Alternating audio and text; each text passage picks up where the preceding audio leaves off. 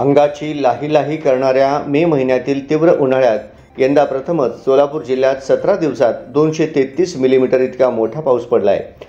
यात एकूण 17 महसूल मंडळांमध्ये 300 मिलीमीटरपेक्षा अधिक पाऊस पडण्याची नोंद झाली आहे, तर 41 महसूल मंडळांमध्ये 200 मिलीमीटरपेक्षा जास्त पाऊस पडल्याचे जिल्हा प्रशासनाने अधिकृतपणे सांगितले। सोलापूर जिल्ह्यात मे महिन्यात सरासरी जेमतेम 25.1 मिलीमीटर इतकाच बेताचा वळिवाचा पाऊस पडतो। प्रत्यक्षात यंदा पहिल्यांदाच एकूण सरासरीच्या 9 पटांहून अधिक पावसाची नोंद झाली आहे। त्यामुळे अनेक भागात शेती पिकांचे मोठ्या प्रमाणावर नुकसान होऊन घरांची पडझड झाली आहे। शिवाय जनावरेही दगावली आहेत। वीज कोसळून दोघांचा तर घराचे छप्पर अंगावर कोसळून एका व्यक्तीचा मृत्यू झाला आहे। जिल्हा प्रशासनाने सुरू केलेल्या नुकसानीच्या प्राथमिक पाहणीनुसार सुमारे 4000 हेक्टर बागायती शेतीचे नुकसान झाले आहे।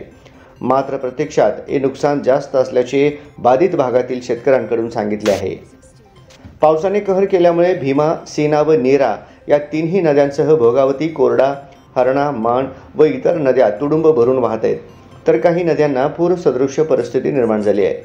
नाले, ओढे दुतडी भरून वाहत आहेत। मे महिन्यात जिल्ह्यात 17 दिवस पावसाची नोंद झाली असून एकूण पडलेला पाऊस 233 मिलीमीटर एवढा आहे। सर्वाधिक 286.3 मिलीमीटर पाऊस माळशिरस तालुक्यात, तर त्या खालोखाल 280 मिलीमीटर पाऊस उत्तर सोलापूर तालुक्यात, तर 271.8 मिलीमीटर पाऊस करमाळा तालुक्यात पडला आहे।